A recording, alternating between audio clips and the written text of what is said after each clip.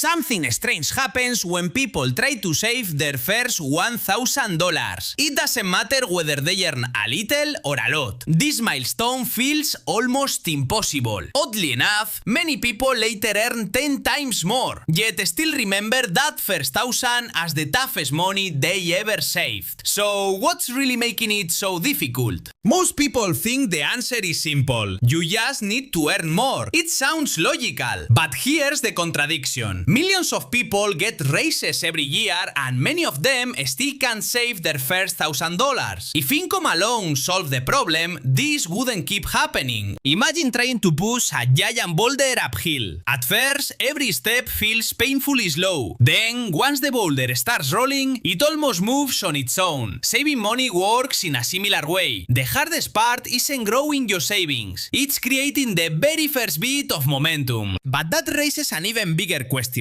If saving is all about momentum, why do so many people lose it again and again? Every unexpected expense seems perfectly timed to knock them back to zero. It almost feels like the game is designed that way. Here's where the mystery begins. Maybe your first $1,000 isn't difficult because you are bad with money. Maybe it's difficult because you are fighting forces you can't see. Tiny habits, constant temptations, systems that encourage spending instead of saving. And once you notice them, you'll never look at money the same way again. Think back to your very first paycheck. It probably felt huge, at least for a few hours. Then, rent, groceries, transportation, subscriptions, and a few small purchases quietly drained it away. The money didn't disappear all at once. It leaked out, one tiny decision at a time. That's when a bigger question appears. If nearly everyone struggles to keep money, is it really just a personal failure? Or are we living in a world that's constantly competing for every dollar we earn? Once you ask that question, everything starts to look different. Businesses don't just sell products, they compete for your future income. Every notification, every limited time offer, every buy now button is designed to make spending feel easier than waiting. It's not evil, it's simply how the game is played. Here's the strange part. Saving money doesn't usually fail because of one massive purchase. It fails because of dozens of tiny ones that seem harmless on their own. A coffee here, an app there, a quick online order. Alone they are small. Together they quietly build a wall between you and your first $1,000. But here's where everything starts to change. The first $1,000 isn't important because of the number itself. It's important because it's the first time you prove to yourself that you can keep money instead of watching it disappear. And that single shift changes far more than your bank balance. The biggest surprise about your first $1,000 isn't the money. It's what happens inside your mind. Before you reach it, every unexpected expense feels like a crisis. After you reach it, problems don't disappear, but they stop feeling like emergencies. That's a much bigger change than most people realize. Think of money like oxygen. You rarely notice it when you have enough, but when you don't, it becomes the only thing you can think about. That's why your first $1,000 doesn't just protect your wallet, it creates room for better decisions. But here's something even more powerful. Saving your first $1,000 changes the story you tell yourself. You stop saying, I'm terrible with money, and start thinking, maybe I can actually do this. That shift in identity is often the beginning of long-term wealth. Your habits don't suddenly improve because your bank account hits a magic number. They improve because you've collected proof. Every dollar saved becomes evidence that your future doesn't have to look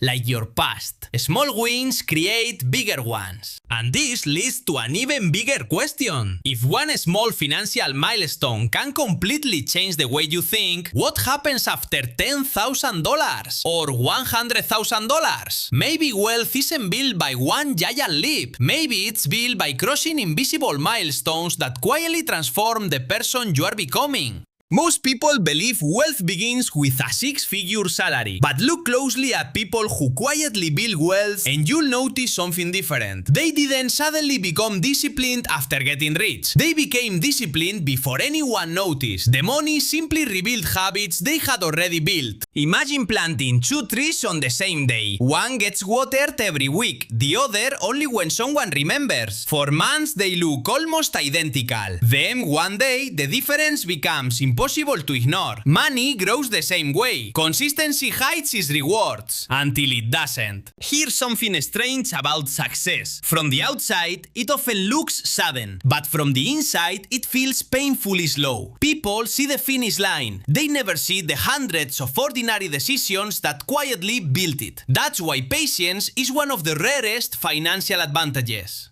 But here's the trap almost nobody talks about. The moment your income grows, your lifestyle quietly tries to grow with it. A nicer phone, a better car, a bigger apartment. None of them feel extreme on their own. Together, they can erase years of progress before you even notice. So maybe the first $1,000 isn't just a savings goal. Maybe it's a filter. It separates people who spend every dollar they earn from people who learn to keep a small piece of every paycheck. And once that habit becomes automatic, the entire game begins to change. Here's something almost nobody notices. Your first $1,000 isn't fighting against your income. It's fighting against your habits. Every habit has a direction. Some quietly pull money toward you. Others quietly pull it away. The strange part, most people don't even realize which direction they are walking until years have already passed. Behavioral scientists have found that people repeat actions that feel rewarding immediately.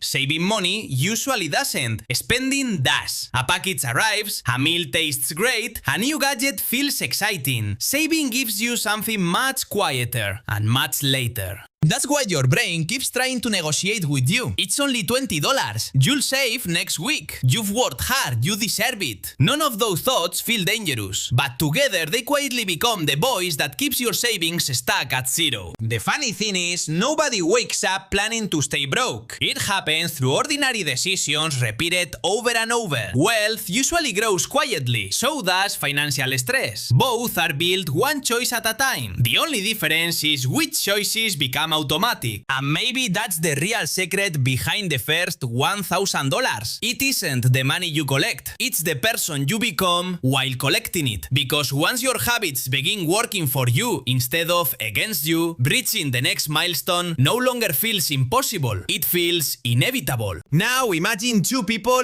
earning exactly the same salary. They work the same hours, live in the same city, and even pay similar bills. 5 years later, one has built real wealth while the other is drowning in debt. What happened? The answer isn't hidden in their paycheck, it's hidden in hundreds of invisible decisions. The strange thing about financial decisions is that they rarely feel important in the moment. Skipping one investment doesn't seem like a big deal. Buying one extra gadget doesn't seem dangerous. But the future doesn't remember one decision. It remembers thousands of them stacked together. This is where compound interest gets all the attention, but compound habits may be even more powerful. Saving becomes easier when it's automatic. Spending becomes harder when it requires thought. Over time, your daily routine quietly starts making financial decisions for you. Here's a question most people never ask. Why does spending happen automatically while saving usually requires effort? That's because companies invest billions making purchases easier. Your savings account doesn't have a marketing department, but almost every product you buy does. And that's why the first $1,000 is so much more than a number. It's proof that you've learned to resist a system constantly encouraging you to spend. The money matters, but the mindset you build along the way may be worth even more. And from here, the story gets even bigger.